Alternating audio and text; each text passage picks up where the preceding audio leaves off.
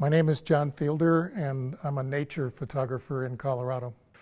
Nature is what I love about nature photography. Whether I would be taking pictures or not, I'd be outdoors, but I found a way to make my living out of photography, so I do both. Love nature and take pictures. How much of your work is shot in Colorado? You know, 40 years ago, I wanted to be a photographer, but not a vagabond traveling around the world like a National Geographic photographer gone from home. I wanted to raise a family, so I figured out a way to make a living out of one place, Colorado. How is Colorado as a canvas? It's the best place on earth. Whenever I go around the country or around the world to a new place, I come back and I say to myself, that was incredible, but I think I like Colorado better. How many photos, if you had to guesstimate, do you think you've taken or published maybe of Colorado? Well, I've published about 50 books and I've sold a few million calendars, which are new photos every year. But coincidentally, for the donation to History Colorado, I went through my life's work and I came up with about 150,000 images made on old-fashioned film and maybe 50,000 made digitally. So that's the gross volume of photos that I've made. So tell me about that. Tell me about, I guess you just called up History Colorado one day and said, guess what? I got some photos for you. 3 years ago, another institution approached me about donating my life's work to their repository.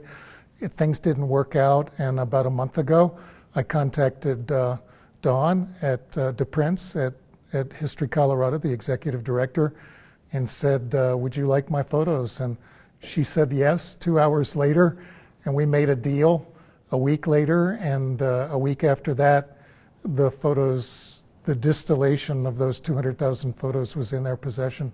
So how many do they have now?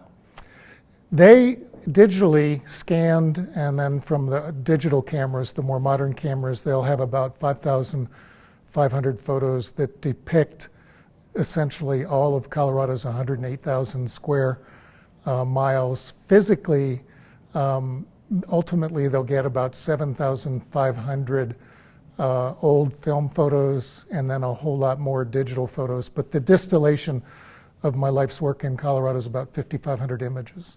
What is going to happen with those images once History Colorado has them? Well, thank goodness they'll go online into the computers here at History Colorado side by side with other photo collections that they have, like from William Henry Jackson from the 19th century. And the general public will have access to these photos either to enjoy online or it can be used for commercial and personal use also, like as a caption for a newspaper story that somebody would want to do. They can go and for a small fee get that photo to illustrate that story. Was that important for you when you wanted to find a home for your life's work to have it be available to the public? And if so, why? Yeah, typically photographers are possessive of their work and they don't give it away. But I will still be able to make a living out of selling books and calendars and making fine art prints. But at the same time, the world will be able to use and see and enjoy my photos. And, I never really felt in 50 years of photography that I owned these places and these photos, that someday that I would like to give them back for the public domain to have access to them. And that's what's happening now. You've been making photos in Colorado for a long time. Is this kind of like does this bring a new life to some of your photos? That's a good question. Yeah, I think so. We've had a lot of publicity about this donation, which is what I wanted to happen so that people would know that they can this spring, once all the photos are downloaded to the History Colorado website, that they can go there. So the more the merrier that know about this. This is a joy for people to be able to go into these remote places that most people can't get to just because it's so physically demanding.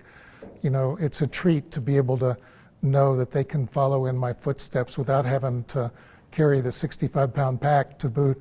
And that was one of my goals all along, was to share the most beautiful places and the most beautiful parts of Colorado with the world. And I've done that through books and calendars and prints, and now it can be done a heck of a lot easier digitally online. That's really cool. What was the thought process behind selecting this group of photos, these 5,000 photos?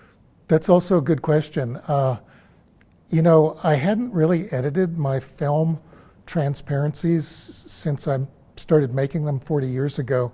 Knowing that this was going to happen, the last 8 months I went through 140,000 film transparencies in order to edit them down to about 7,500.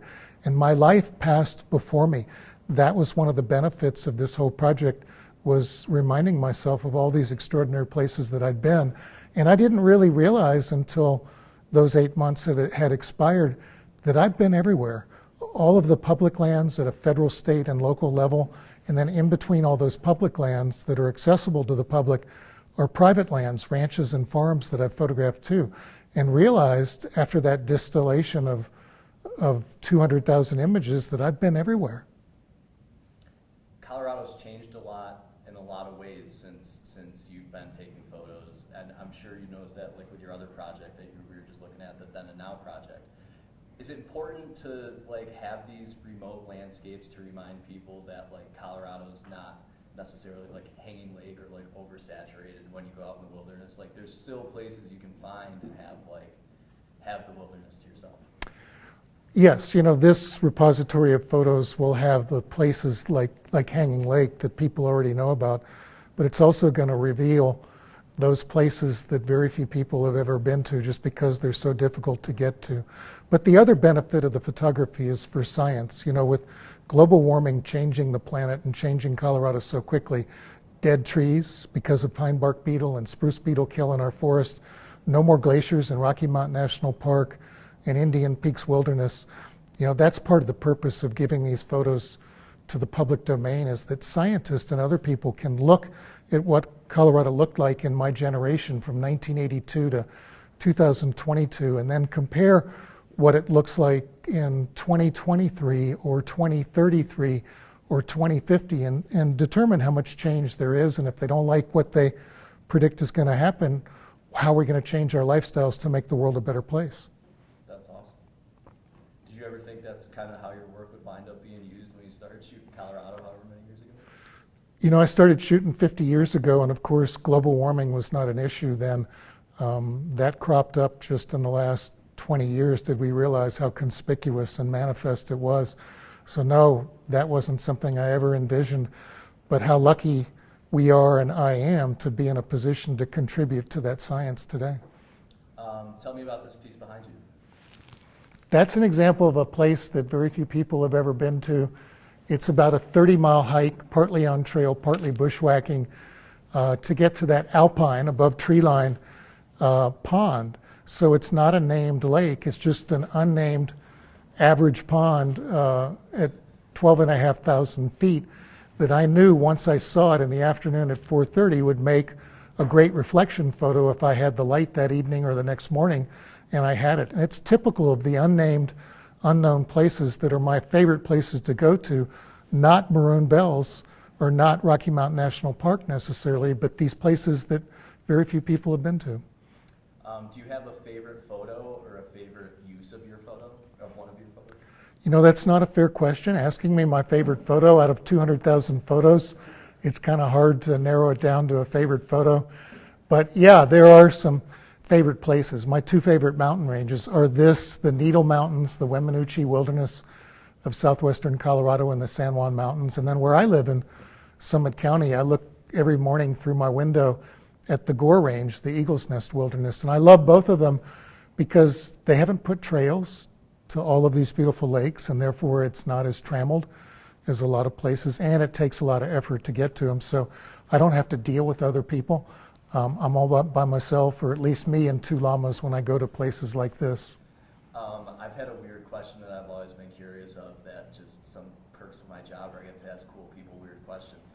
I spent a lot of time in Governor Hickenlooper's office, who he famously had one of your images right behind the podium, and there was a reflection of the house in the water, but the only part that ever showed up when we shot him, because he's so tall on TV, was the reflection, and it looked like an upside down image. Did you ever notice that? I'll go backwards on this one for you. When Governor Hickenlooper was elected to his first term as governor, I was laying on the beach of Maui near the Nepali Coast Trailhead, and I get a phone call from the new governor saying, "Hey, John, they put me in a dungeon of an office. I need a fielder photo to brighten it up." So I gave him half a dozen choices, and ultimately he picked that image of Last Dollar Ranch near Ridgway, Colorado, on the way to Telluride. And it's emblematic of two things: the Sneffels Range and wilderness in the background, and the 14er Mount Sneffels, the natural environment. But in the foreground is how Colorado's been settled and how it's been used by people for farming and ranching. And that's the Last Dollar Ranch. Cool. My last kind of question for you, John, is like anyone who's moving to Colorado now or exploring nature photography in Colorado, what would you say to them? You know, as many people as have discovered the out of doors in the last 3 years during COVID is a negative thing, because people don't understand how to leave no trace as well as they should, and hopefully we're going to fix that.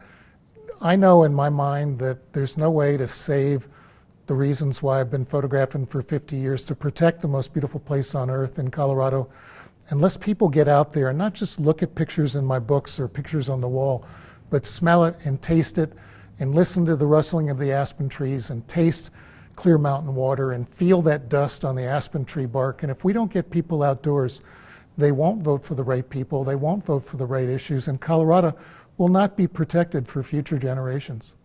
I lied, I said that was my last question. One more I wanted to ask you is about History Colorado. Tell me about, like, are you happy with the partnership for them? Why are they the right fit for you and for your folks? Most of your viewers know about that big brown book that I did 25 years ago, where I stood where William Henry Jackson, the fielder of the 19th century, stood, and took his same pictures all over again and produced 3 books. And that book was influential, and that was done with History Colorado, then called Colorado Historical Society.